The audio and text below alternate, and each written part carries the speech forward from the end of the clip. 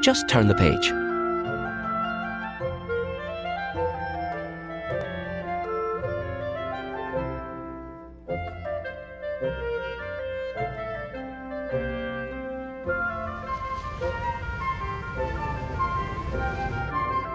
The levitation charm. Aha, starting with the basics. This one always comes in handy. Right, first we'll learn a bit about the spell. Then, when you're ready, you'll learn to cast it. Now, you don't read this spell book like a muggle textbook. To read your book, you point your wand at any words that are glowing on the page and then just press the T button.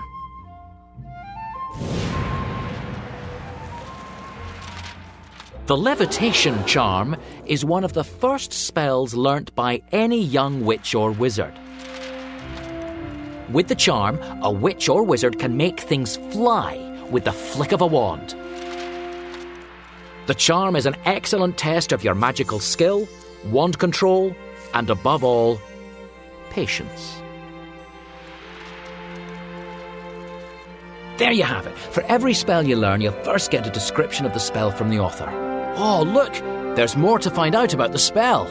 Looks like Miranda Gosshog also put a wizarding story about the levitation charm into her book.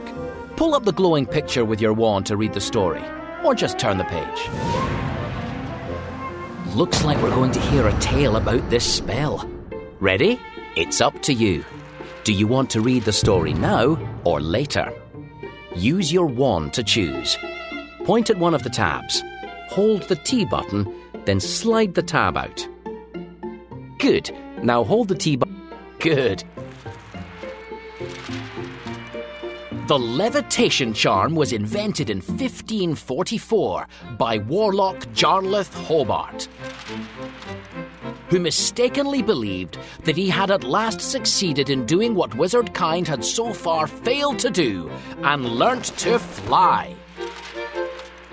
Hobart invited a large crowd of wizards, including the chief warlock of the Wizengamot, to witness his maiden flight.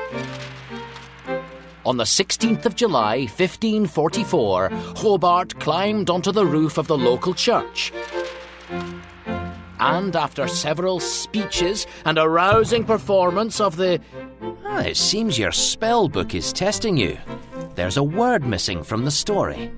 Point your wand at one of the tabs on the side of the book. Then hold the T button and slide the tab out.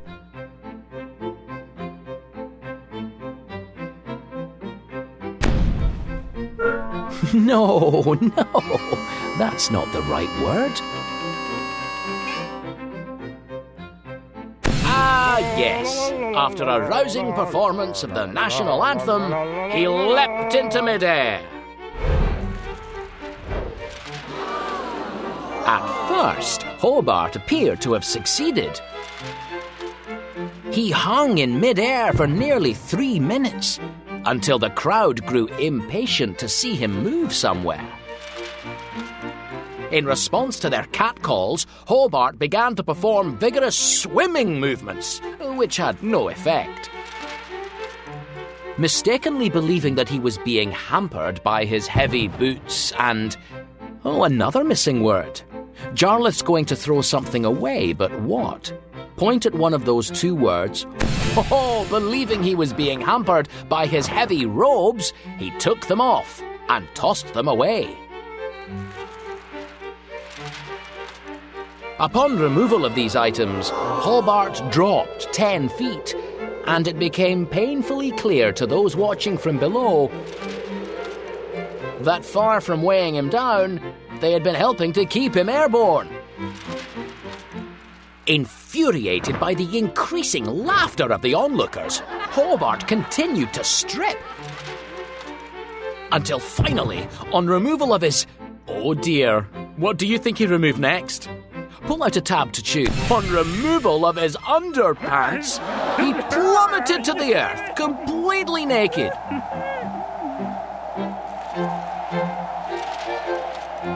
Breaking 16 bones and earning himself a fine for what the chief warlock described as outrageous silliness. Humiliated, Hobart returned home and continued his work.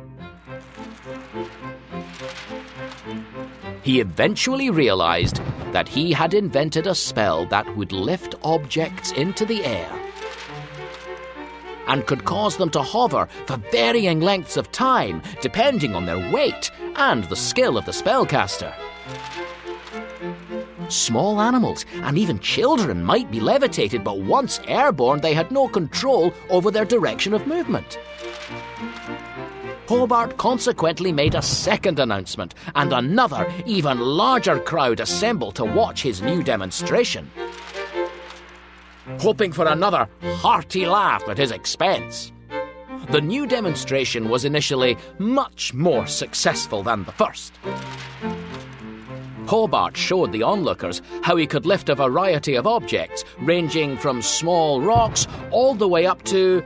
What else could this spell lift? That's it! He could lift fallen trees!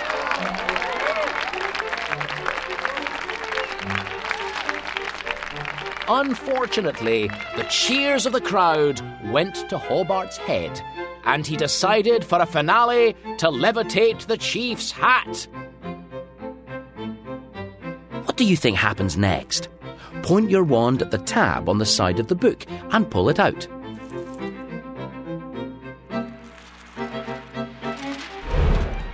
It was only then that he, and indeed the crowd, realised that the chief wore a wig. Hobart only survived the resulting duel by levitating the chief's robes over his head and running for it.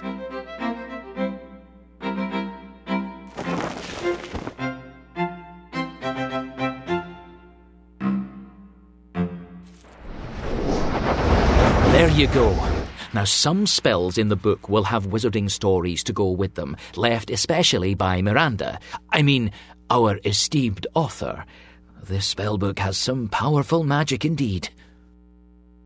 Time for you to do some magic of your own. I think you're ready to learn to cast this spell. Wand at the ready and turn the page to learn it.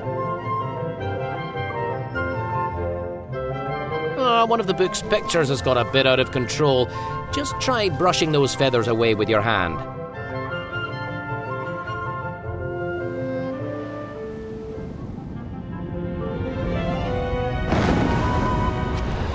Wingardium Leviosa!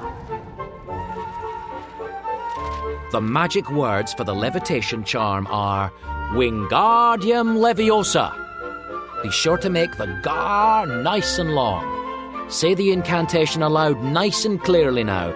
3, 2, 1. That's it.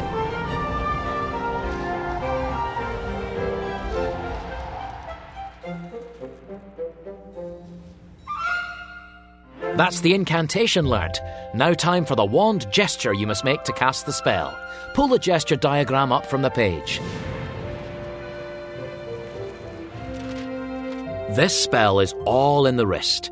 Keep your wand hand loose and perform a nice, smooth swish and flick movement.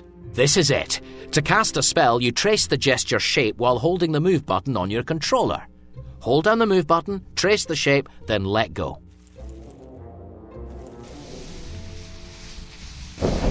Good stuff. Can you trace the shape again from memory? That's it. That's it. See that symbol in the corner? That means you've cast the spell.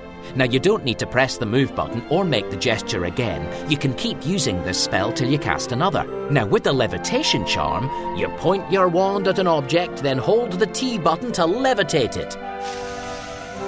That's the spell all right. Now just point and press the T button. Oh, here we go. Try levitating that jar. Point at it and hold the T button. You need to safely land the jar to move on.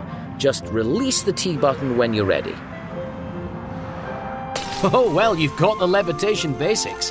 Keep levitating if you like, or hold the circle button down. These things don't grow on trees, you know. Levitate the jar again and try to land it carefully. Put the jar safely back down on the book so we can move on. You need to Marvellous! You can keep levitating, or we can move on. You can return the book to normal at any time by holding the circle button.